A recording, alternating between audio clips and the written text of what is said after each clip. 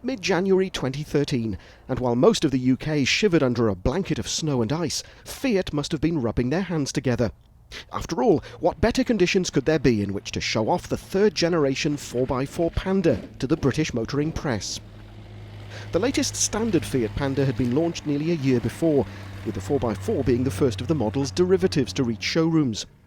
It won its first award even before going on sale, with Top Gear magazine bestowing its SUV of the Year trophy upon what is in reality a city car with a clever transmission system.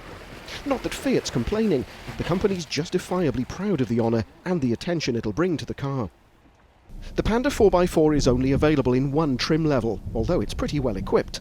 Electronic stability control is standard, as is Fiat's Blue and Me infotainment system with controls on the steering wheel, while options include an integrated TomTom sat-nav system. Also standard is an electronic locking differential, and that's what turns a cute little city car into a machine that can handle the kind of off-road terrain Fiat were happy to throw at the car at its launch. The ELD system also uses the car's ABS to limit wheel spin. Keep an eye on the rear wheel as the car starts to go downhill. As soon as the wheel starts to spin, the ABS brakes the wheel and ensures drive goes to the other three wheels. On-road, the car feels almost like every other Panda.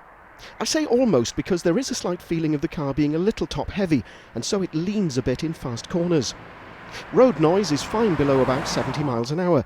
Above that and you start to notice the noise level increasing. But the car isn't really designed as a motorway cruiser, and so that's something that won't bother most potential buyers. Talking of which, Fiat reckons around 500 or so 4x4s will be sold in the UK each year. Less than 10% of Panda sales, so it's very much a niche model. Prices start at just under £14,000, although there is a two-wheel drive model, the Panda Trekking, that looks virtually identical, yet costs £1,500 less than the all-wheel drive version. Increased ground clearance is the most obvious change compared to the standard car, but there are also several unique paint colours, such as this bright orange. Silver skid plates, the big chunky 4x4 mouldings on the side, and the unique 15-inch alloys are the only way to tell the 4x4 and the Trekking apart.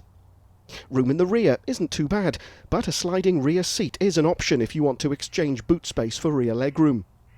Unsurprisingly, lots of design cues have been carried over from the standard Panda. The so-called squircle is everywhere, although one feature unique to this car is the ELD button on the dash that turns on all the clever electronics I mentioned earlier. Just about the only choice facing buyers is which engine to go for. Only two are offered, a 1.3-litre multijet turbo diesel and this, the now familiar 875cc twin-air petrol.